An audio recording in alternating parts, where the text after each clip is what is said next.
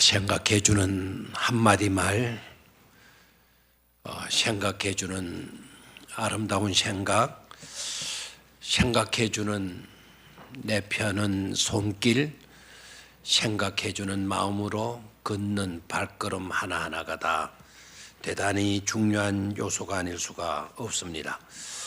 지난번에도 말씀을 드렸지만 예수님께서 행하신 모든 기적들의 기초는, 모든 기적들이 일어난 그 자리는 다른 어떤 자리가 아니고 생각해 주는 마음이 있는 곳이었다. 생각해 주는 말, 생각해 주는 마음, 생각해 주는 발걸음, 그리고 손짓, 그런 것에서 기적은 일어났다. 그러니까 이 생각하는 해주는 것, 이거 얼마나 귀중한지 몰라요.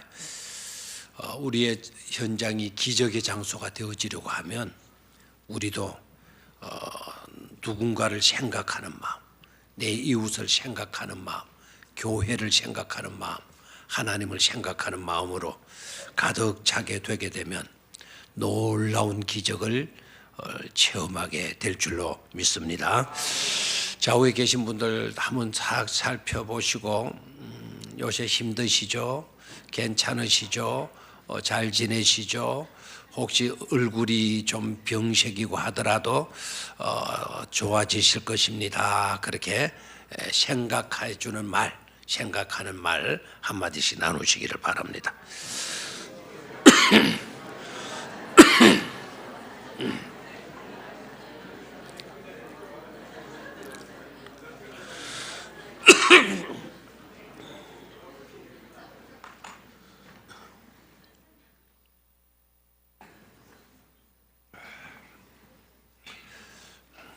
오늘 읽었던 본문도 여러분들이 익히 잘 알고 계실 본문이겠는데요. 오늘 이 본문도 생각해 주는 마음에서 비롯된 치유 기적이다. 생각해 주는 마음을 가지고 행동한 데서 비롯된 치유 기적이다 라는 것을 분명히 여러분이 아셨으리라 생각을 합니다. 오늘 이 본문의 상황, 본문의 현장 속으로 들어가서 보면 우리가 꼭 낯선 어떤 땅에 와 있는 느낌을 받는 대신, 야, 이상하다, 마치도 내 고향에 내가 온 것 같은 기분이 든다. 옛날 정겨웠던 우리 어린 시절에 그 삶의 현장이 생각이 난다.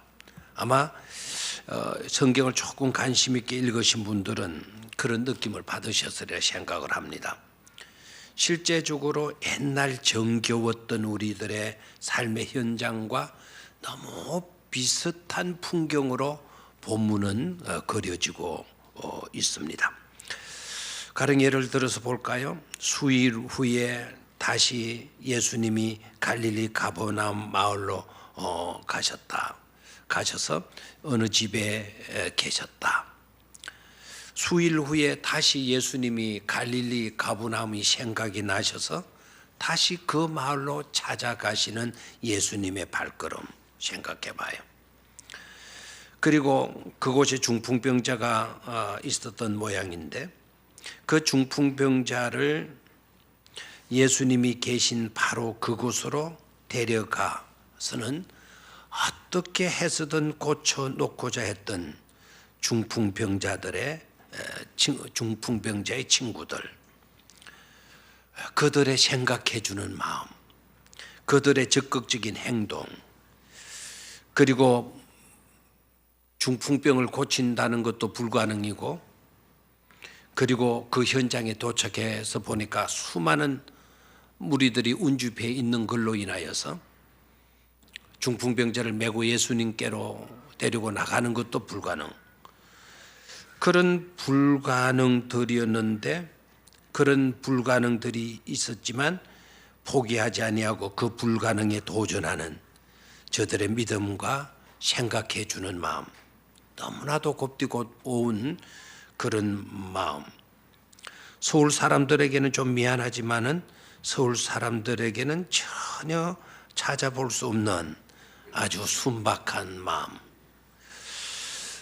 그리고 자신의 집 지붕이 뚫려져도 손해배상을 따지지 않는 주님을 모신 집 주인의 모습.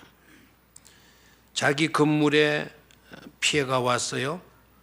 보상에 내라든지 뭐 건물 보험을 내가 넣는지 안 넣는지 보험회사에 전화를 해보거나 그런 일이 없이 전혀 아무런 일이 없었다는 식으로 여기는 주님을 모셨던 그 집주인의 모습. 그 된 일을 보고 감탄하면서 하나님께 영광을 돌리는 사람들. 세상에 이런 일은 우리가 못 봤다. 어떻게 이런 일이 일어날 수가 있는가. 감탄을 하면서 하나님께 영광을 올려드리는 사람들. 그러나 무엇보다도 중풍병자를 제외시킬 수는 없겠죠. 중풍병 걸렸던 그 중풍병자의 기쁨과 행복은 오죽했겠는가.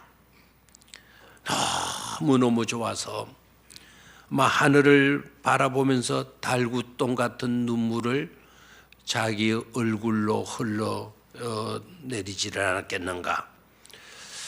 너무 감격해서 너무 고마워서 하고 보면 이 본문의 내용은 아주 정겨운 조용한 시골 마을의 풍경과 너무나도 비슷하지 않을 수가 없습니다.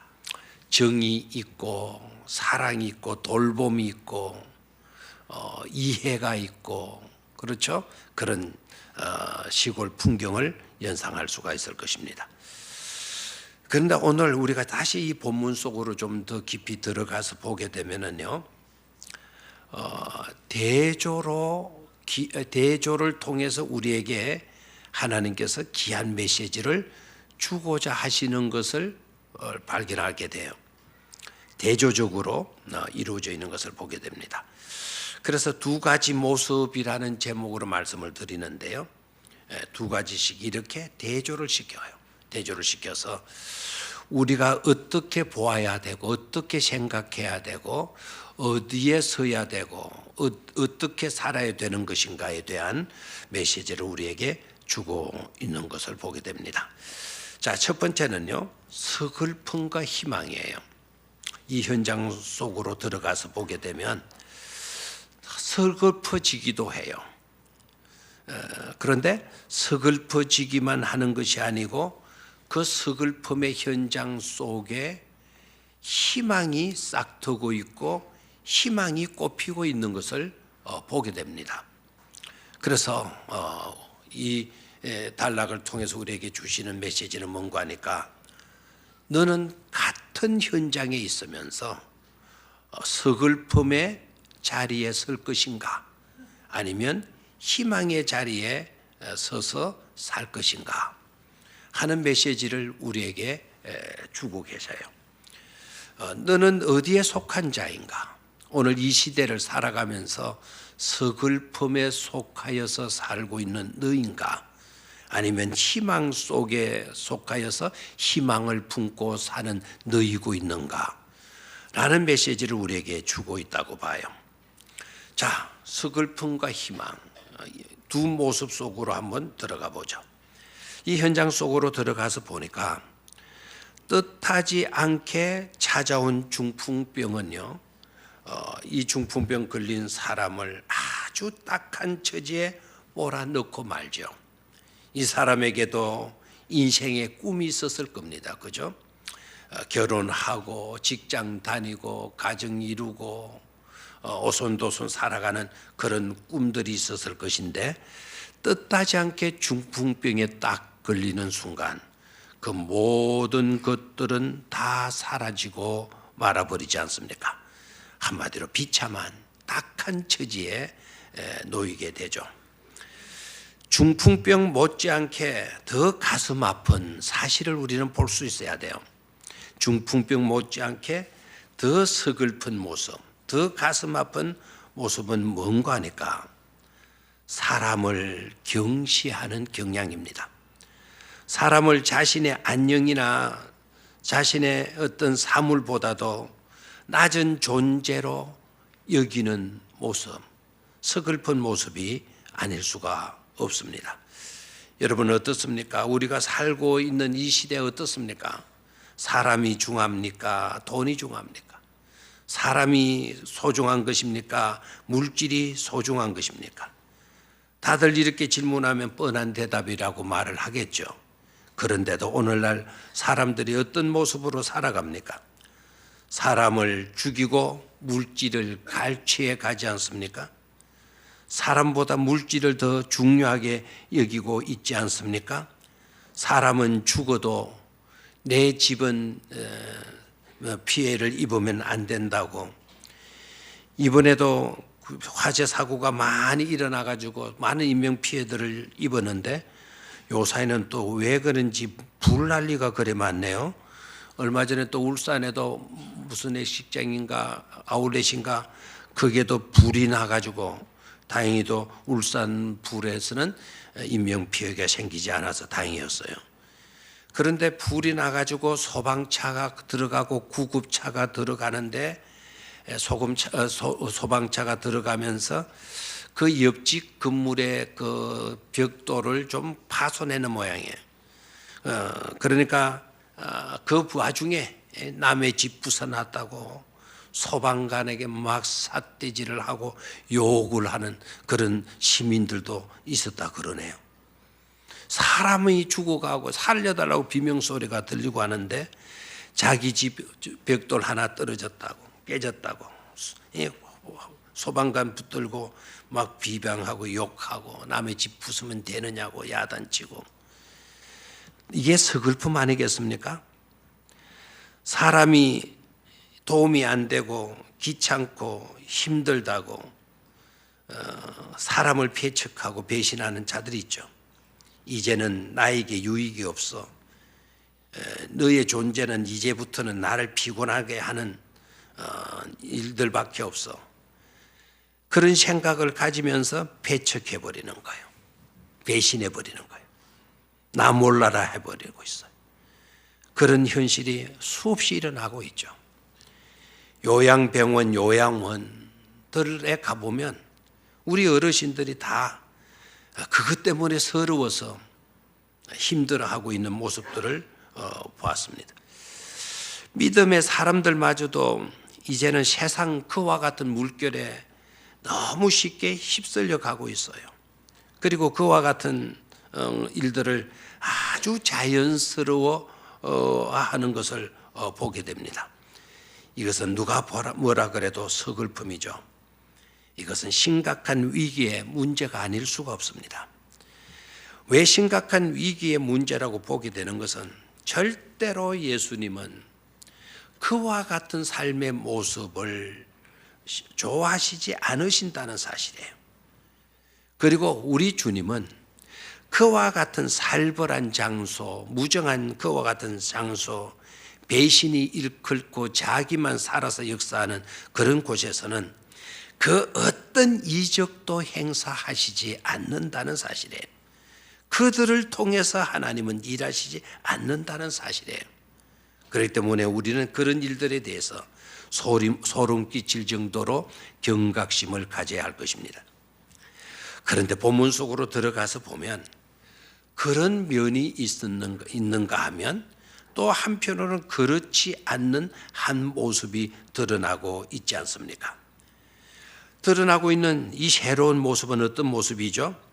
사람을 중히 여기는, 그가 비록 참 안 좋은 중풍병에 걸려서 사람 구실을 할 수 없는 그런 중한 형편이 안 좋은 그런 위치에 놓여 있다 할지라도 그런 사람을 아주 소중히 여기면서 가슴 따뜻함으로 다가가 주는 사람들이 있지 않습니까? 한 마음 한 뜻으로 또 한 목적으로 그를 예수님께로 데려가고 있지 않습니까? 예수님께로 데려가되 적극적인 믿음으로 행동하고 있는 것을 보고 있지 않습니까? 장애가 있어도 포기하지 않았습니다. 이거는 절대적인 장애라고 할 수 있겠는데, 절대적인 장애가 있었어도 절대적인 장애마저도 극복하고 남의 집 지붕 위로 올라가서 지붕을 뚫어 가지고서라도 그 불쌍한 사람을 예수님 앞에 내려놓고자 한 그 고마운 친구들, 정말 꿈에도 잊으랴 이 고마운 이 친구들을 어떻게 잊을 수가 있겠습니까? 이들이 그 중풍병자 곁에 있어 주었다라는 것, 이것은 희망의 요소인 줄로 믿습니다. 그러나 우리는 그 희망만 봐서는 안 되겠죠. 그보다 더 훨씬 중요한 희망적인 요소를 볼 수 있어야 합니다. 그보다 더 희망적인 요소는 우리를 고쳐주실 예수님이 그곳에 가 계셨다는 사실입니다. 우리를 고쳐주실 그 예수님이 그곳에 가 계셨을 뿐만 아니라 우리에게로도 가까이에 다가오셔서 함께 해주시는 분이시다는 사실에 우리는 어떤 형편과 처지에 놓였다 하더라도 희망적이다 말할 수 있는 줄로 믿습니다. 어떤 현실에 놓였든지 서글픔이 아닌 희망을 선택하실 수 있게 되기를 축원합니다. 어떤 모습으로, 어떤 형편에서, 어떤 상황에서 여러분 살아가고 계시는지 모르지만 어떤 형편에서 산다 하더라도 여러분 서글픔으로 살지 말고 희망을 가슴에 품고 사실 수 있게 되기를 축원합니다. 그 이유가 딱 한 가지 있다고 한다면 우리 주님께서 우리에게로 가까이에 다가와 주셔서 함께해 주시고 계시기 때문인 줄로 믿습니다. 두 번째로 우리 현장 속에서 보게 되는 두 가지 모습, 하나는 율법주의와 은혜입니다. 율법주의의 모습과 은혜의 모습을 볼 수가 있겠습니다. 자, 6절 말씀을 보니까요. 6절 말씀을 보니까 그 현장 속에 꼭 이방인과 같은 믿음 좋은 사람이라기보다는 실력 있는 사람이 있죠. 어떤 사람이 소개됩니까? 어떤 사람이 소개됩니까? 어떤 사람이 소개됩니까? 어떤 사람이 소개됩니까? 그 대답이 어떤 서기관 나와 있잖아요. 6절에 어떤 사람이 소개되고 있습니까? 어떤 서기관들이 소개되고 있네요. 어떤 서기관들이 거기 앉아서 마음에 생각하기를 이 사람이 어찌 이렇게 말하는가? 신성모독이로다. 오직 하나님 한 분 외에는 누가 능히 죄를 사하겠느냐? 이렇게 나오고 있어요. 이 서기관들은 율법을 전공한 사람들의 율법주의자들의, 자, 이들을 보십시오. 이들은 예수님과 함께 그 현장에서 그 광경, 그 풍경, 그 비경을 바라본 사람의, 그것을 바라보고도 오히려 이 율법주의자들, 서기관들은 신성모독이다 이렇게 말을 합니다. 여러분, 어떻게 이럴 수가 있습니까? 사람이 중풍병으로 왔다가 육신뿐만 아니라 영혼까지 구원받고 돌아갈 수 있게 되어졌다면 뭐 해야 돼요? 기뻐해야 하지 않겠습니까? 감사해야 되지 않겠습니까? 그런데도 오히려 신성모독이라고, 이것은 예수가 엄청나게 잘못된 짓을 한 것이라고 이렇게 말을 합니다. 여러분, 이게 바로 율법주의라는 거예요. 율법주의는 남이 잘된 것을 보고도 절대로 잘됐다 말하지 않습니다. 그리고 남이 잘못되어졌다면 철저하게 뭐 때문에 잘못되어졌다고 따집니다. 그리고 정죄를 하죠. 정죄하고 심판하죠. 그게 율법주의자입니다. 율법주의자들은 하나님을 빙자해요. 잘 믿는다고, 자기들만큼 하나님을 잘 믿는다고 여기면서 남들은 하나님을 믿어도 자신들처럼 절대로 믿을 수 없다고 이렇게 주장하고 여기는 사람들이에요. 그런데 실상을 들어가서 보면 그들은 하나님을 빙자하고 있을 뿐이지 실제적으로는 하나님을 잘 믿는 자들이 아닙니다. 실제적으로 자기네들이 잘 믿는 믿음은 자신의 의를 잘 믿고 있어요. 자기를 믿고 있는 거예요. 자기를. 우리만큼 잘 믿고 우리만큼 기도 많이 하고 우리만큼 좋은 일 많이 하는 사람 누가 있냐? 우리만큼 건식하는 사람 누가 있냐? 우리만큼 이렇게 거룩한 목소리로 기도하고 우리만큼 거룩하게 걷고 우리처럼 장난 안 치고 이렇게 폼 잡고 사는 사람, 품위 있게 사는 사람 누가 있냐고. 자기네들밖에 없어요. 자기네들밖에 없어요. 하나님을 잘 믿는다고 빙자하지만 하나님의 이름을 말하곤 하지만 실제적으로는 하나님은 저 변방에다가 내몰아 놓고 중심에는 자기들밖에 없는 거예요. 항상 자신들만 옳아요. 그리고 어떤 것이 일어나더라도 자신들을 방하고 정당화합니다. 오직 율법 준수에만 구원이 있다고 주장을 해요. 율법을 지켜야만이 구원받는다. 율법을 철저하게 지키는 길만이 사는 길이다라고 강조를 해요. 그런데 이들에게 있어서 맹점이 바로 뭡니까? 이들에게 있어서 잘못된 점이 뭡니까? 율법을 일컬으면서 자기 의를, 자기 선행을 높이잖아요. 자기에게 집착하잖아요. 그러면서 하나님의 은혜의 역사에 대해서는 전혀 무지하고 있다라는 사실이에요. 하나님께서 은혜로 역사하시는 방편들이 있는데 그런 것들은 아예 보지 못합니다. 믿음으로 주어지는 용서 같은 거 절대로 그네들은 이해를 못합니다. 물론 용서도 이해를 못하는 판국인데 은혜로 구원받는 하나님의 법을 그들이 이해할 수 있었겠습니까? 전혀 그런 데서는 무지하고 있는 거예요.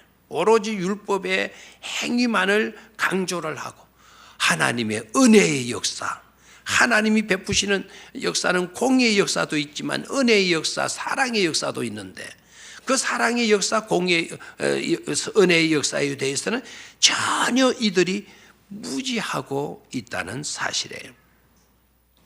율법주의자들은 이들에게서는 은혜와 용서를 기대하면 안 돼요. 율법주의자들은 은혜와 용서란 없고 율법주의자들에게 있는 것은 뭐냐면 시시비비만 있습니다.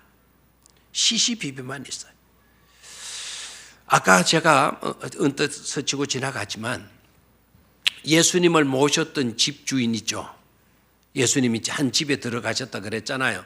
그리고 방에 앉아 계시는데 수많은 사람이 운집해가지고 마당까지 막 각자 있어가지고는 들어갈 수가 없었다 이래 돼 있잖아요. 그래서 중풍병 걸린 사람을 내 친구가 매가지고는 어디로 올라갔다 그랬어요?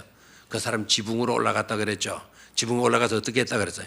지붕을 뚫어가지고 구멍을 내가지고 여기 예수님이 앉아 계신다면 예수님 언제 어디쯤 앉아 계시나 그것도 재가지고 확인하려고는 지붕 위에서 뜯는 거예요.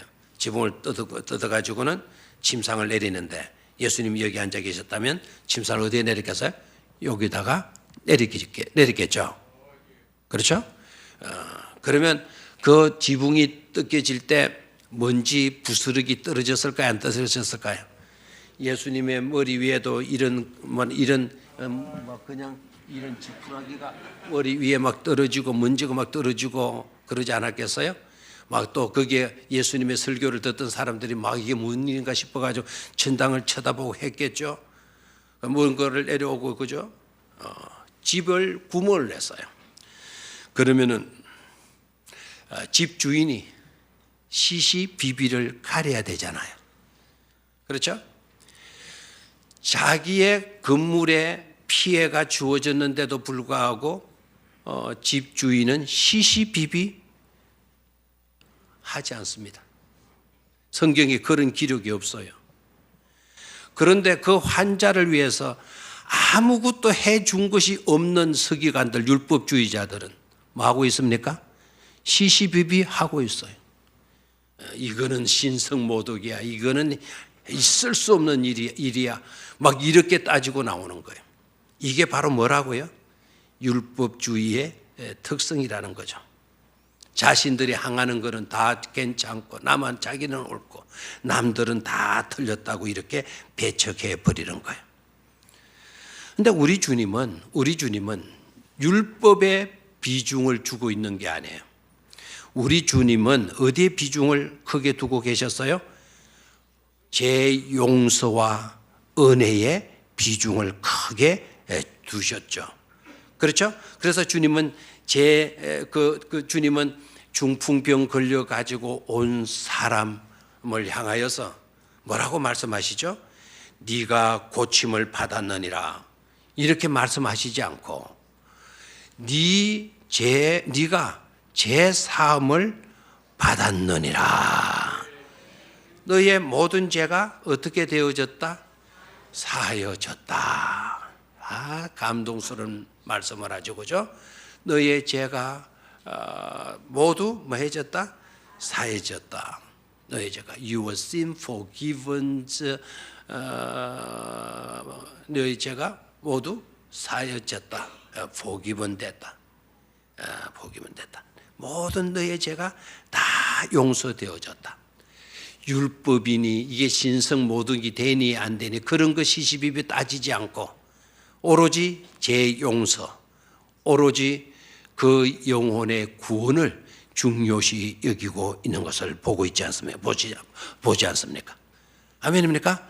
여러분 율법주의의 자리 위에 견고한 틀을 잡고 서겠습니까? 아니면 제 용서와 은혜, 사랑의 터 위에 견고한 틀을 잡고 견고한 사랑의 삶을 살아갈 것입니까?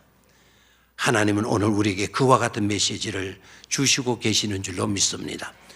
율법주의로는 절대로 안 된다. 율법주의로는 절대로 안 된다.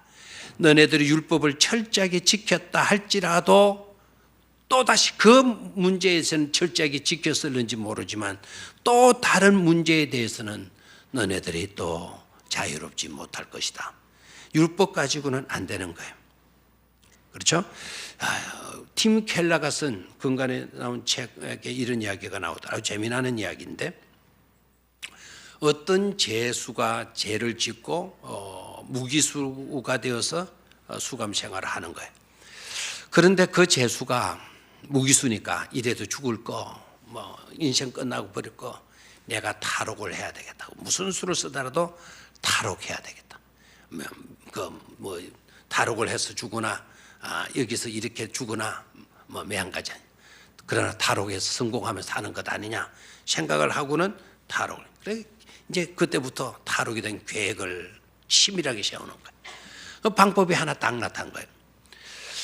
매일 같이 오후 2시면 그 감옥 안에 추룩이 한 대 들어오고 음식을 실은 추룩이 들어오고 그리고 30분 있다가 그 추룩이 나가는 것을 알게 돼. 말마다 딱 정확한 시간에 들어와서 30분 있다가 나가는 거라. 근데 이 죄수가 계획을 세워요. 바로 저거다. 그래서 자기 감옥 밑에 구멍을 파가지고는 때마침 그 추룩이 서는 자리가 멀지를 않았던 것 같아요. 밑으로 구멍을 뚫어가지고 추룩이 서는 그 밑에다가 구멍을 거기까지 딱 내고 아무도 모르게 거기에다가 뚜껑을 만들어 딱 덮어놓고 이튿날 그 시간에 추룩이 오기를 기다리는 거예요. 근데 때마침 그 시간에 정확하게 추룩이 들어오는 거예요.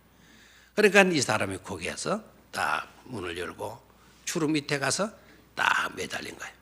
그리고 뚜껑이 열려 있으면 또 안 되니까 또 뚜껑을 원위치대로 흙으로 딱 걸어놓고 추룩 밑에 가서 딱 매달려 있었던 거예요. 그리고 그 추룩은 30분 뒤에 또 정확하게 출발해 나가니까 추룩이 출발해 가는 거예요. 추룩에 매달려서 30분 나가고 또 30분 더 추룩이 가는데 이제 추룩이 감옥 밖으로 30분 더 갔으니까 또 추룩이 멈추는 그 지역은 틀림없이 이제 감옥 밖이겠죠. 너무너무 신이 나는 거예요. 그래서 이제 내려가도 되겠지. 그래도 떨리잖아요. 조마조마하는 마음으로 출애굽에서 내려와 가지고 바깥을 보니까 야, 세상에 그렇게 또 잘 지어진 건물이었고 이거 그 형태가 좋은 거예요. 태양을 막 비치는 태양을 자유롭게 볼 수도 있었고, 그래서 두 가지 뉴스가 딱 들어온 거예요. 하나는 굿 뉴스, 하나는 배드 뉴스예요. 굿 뉴스는 뭐였느냐? 그대 탈옥은 성공했네. 그대가 탈옥을 했는데 자네의 탈옥은 성공했네. 자네는 탈옥에 성공했어. 뭡니까? 굿 뉴스죠. 탈옥에 성공을 했으니까. 그래 너무 기분이 좋은 거예요. 그래서 이 사람이 그러면 배드 뉴스는 뭡니까? 라고 물었어요. 그 배드 뉴스란 바로 이거네. 바로 이것도 감옥이라네. 그래서 네가 탈옥에 나와서 있다고 생각했던 그 자리도 다른 감옥이 아니었다는 거죠. 배드 뉴스죠. 이게 팀 켈러가 왜 이 애화를 쓰는 거 아니까? 이게 율법주의라는 거야. 하나를 해결하고 탈출해서 나온 줄 알았더니 또다시 다른 것이 구속되는, 또다시 죄에 구속되는 그와 같은 죄인이라는 거예요. 우리는 그런 자유 가지고는 안 될 줄로 믿습니다. 예수 그리스도 안에 설 때, 예수 그리스도 안에 견고한 틀을 잡고 설 때 주님께서 이룬 제3, 주님께서 이루어 주시는 구원을 우리는 누리게 되어질 줄로 믿습니다. 마지막 세 번째로 본문 속에서 보게 되는 두 모습, 치유냐 구원이냐라는 겁니다. 치유냐 구원이냐. 본문에서 또 하나 놓치지 말아야 할 중요한 메시지는 바로 뭔가 하니까 우선순위 분명히 하라는 거예요. 우선순위 분명히 하라. 한번 따라 하십시오. 우선순위 분명히 하라. 본문을 읽어보면 우선순위에 대한 내용이 전혀 안 나와요. 그런데 본문을 가만히 들여다보면 우선순위의 문제가 심각하게 다루어지고 있어요. 자, 병 고쳐주는 것이 우선이냐, 제3 주고 구원 주는 것이 우선이냐라는 거예요. 자, 사람들은요, 병 고쳐주는 걸 우선시했어요. 그래서 병 고쳐달라고. 네 병이 낫느니라. 이 소리 듣고 싶었던 거예요, 사람들은. 그걸 기대하고 간 거죠. 그걸 목적으로 해서 갔습니다. 그런데 우리 주님은 네 병이 나았다, 네 병이 고쳐졌느니라고 먼저 말씀해 주시지 않고 네 죄가 사하여졌느니라. 네 죄가 사하여졌으니 네가 누웠던 침상을 들고 집으로 가라. 말씀을 합니다. 우리 주님께서 먼저 말씀해 주신 것은 육신의 치유가 아니라 영혼의 제3이셨다라는 거예요. 자, 여기서 뭘 깨달아야 되죠? 우리는 어떻습니까? 우리는 늘 육에 관계된 것을 우선해요. 그렇죠? 육에 관계된 것을 우선. 그러면서 영적인 것을 뒷전으로 돌립니다. 뭐 우리 많이 듣던 이야기죠. 옛날에도 돈 벌기 위해서 주일 성수 안 하는 사람, 직장 가고 사업 문 닫지 못해서 장사해서 문 열어놔야 돈을 버니까 예배 드리지 않고 돈 버는 행위들, 다 육을 우선하는 행위들 아니겠습니까? 그렇죠? 취미생활 하는 거, 이런 것도 자기 좋을 대로 다 하는 거예요. 자기 감정, 자기 기준으로 다 하는 겁니다. 그러나 제 삶이 우선이 되어지는 삶은 영적인 거거든요. 내가 돈을 아무리 많이 벌면 못하냐? 영이 살아야지. 그래서 돈을 벌지 못해도 또 직장에 불이익을 당하는 일들이 있어도 어떤 일을 추진하죠? 영의 일을 추진해 가요. 아멘입니까? 그래서 우리는 심각한 길에 현대로 가면 갈수록 점점 이기주의화되고 개인주의화되고 세속의 영향을 너무나 많이 받기 때문에요. 점점 예배를 소홀해 가게 된다라는 거예요. 지난 철야 기도에도 제가 잠시 말씀을 드렸는데 우리나라가 근간에 와서 우리 종교계가요 회개하고 잘못했던 거 회개하고 하는 일들이 있어요. 그게 바로 뭔가 하니까 지난 올림픽 때인가 뭐 축구 월드컵 했던가 막 월드컵이 있을 때 주일날이고 주일 저녁이고 수요일 저녁이고 하게 되면 예배 안 드리고 교회 안에 막 월급 그거 털어주고 그걸로 대신했다라는 거예요. 뭐 전부 다 사람들이 그걸 원해가지고 했다라는 거지. 그게 심각한 잘못이었다는 거예요. 심각한. 그게 누구 좋아하라는 행위입니까? 그게 하나님 예배입니까?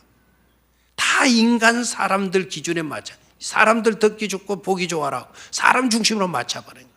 그러면서 예배는 하나님 중심으로 우리 인생은 하나님 중심으로 살아야 된다. 그렇게 말을 해요. 이게 얼마나 하나님의 뜻에서 이탈되어져 있는가를 생각해 봐야 돼요. 오늘 우리 주님은 우선순위 분명히 하라 그랬어요. 제 육신에 병든 것을 고치는 것이 우선이냐 영혼 치유받는 것이 우선이냐 명령하세요. 우리 주님은 뭐를 중요시했다 우선시했다? 영혼 구원을 우선시한 줄로 믿습니까? 중풍병 고치는 거 쉽고 어렵고 하는 문제면 중풍병 고치는 게 훨씬 더 쉬워요. 그러나 제3을 주는 거는 쉬워요 어려워요? 아까 2부 때 질문을 해봤더니 중풍병 고치는 게 어려워요 제4 주는 것이 어려워요. 그러니까 제4 해주는 것이 쉬워요 이렇게 가지고 제가 난처했습니다. 엉뚱한 대답이 나와죠. 자 여러분 왜 중풍병 고치는 것이 더 쉬우냐? 중풍병 고치는 것은 말씀으로만 해도 돼요. 네 병이 고쳐졌느니라. 말씀만 해도 고쳐줘요 안 고쳐줘요? 고쳐줘요. 네 죄가 사하여졌느니라 라고 하는 여기에서는 어떻습니까? 네 죄가 사하여졌느니라는 말은 그것은 말로만 해서 됩니까? 이것은 말로만 해서는 안 돼. 네 죄가 나의 죄가 사하여지기 위해서는 우리 주님이 골고다 산상 그 십자가에 저주의 십자가에 매달려서 피 흘려 죽으셔야만이 내 죄가 사하여 줄 수 있는 겁니다. 그래 우리 주님은 네 죄가 사하여졌느니라 네 죄 사함을 받았느니라는 것은 내가 너를 위하여 피 흘려 죽게 되는 거야. 너를 사랑해서 너를 위하여 너의 구원을 위하여 내가 죽어주마 하신 말씀이에요. 아멘입니까? 두 현장 속에서 우리가 왜 어떤 것을 더 중히 여겨야 되느냐 우선순위를 먼저 우선해야 될 일이 무슨 일이냐는 것은 바로 그런 이유 때문인 것이죠. 2018년도를 살아가면서 꼭 우리 성도님들은 6의 1보다 0의 1의 무게를 두고 우선하면서 살아가시는 한 해가 꼭 되어지기를 주의 이름으로 축원합니다. 그렇게 살게 되면은요. 오늘 결론은 이거예요. 그렇게 살게 되면 6의 문제도 우리 주님은 해결해 주시더라 이거예요. 6의 문제도 해결해 주시더라. 아멘입니까?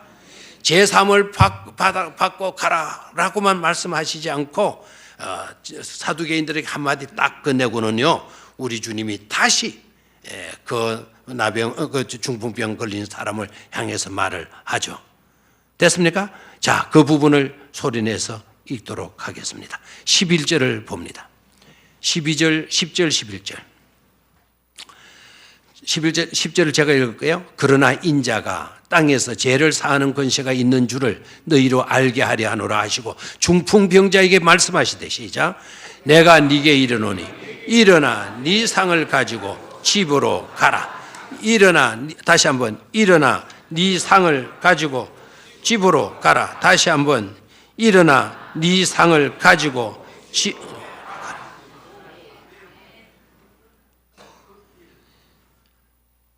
우리 주님께서 누구에게 말씀하시죠?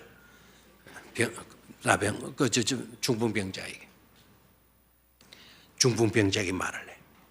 I'll tell you. 내가 너에게 말하는데 깨라 베라 깨라 깨라 베라. 일어나라 일어나라. 그리고 너의 침상을 가지고 말하는 거죠. 집으로 가라. Take your mat. 너의 침상을 테이크하고 움켜잡고 and go your home. 네 집으로 고해라. 아멘입니까? 얼마나 감사해요. 영혼의 치유만 중요시 여기는 주님이 아니셨어요. 영혼의 치유를 우선했더니 육신의 질병까지도 부차적인 문제까지도 우리 주님은 해결해 주시더라라는 거예요. 이런 삶으로 하나님께 영광 돌릴 수 있기를 주의 이름으로 축원합니다.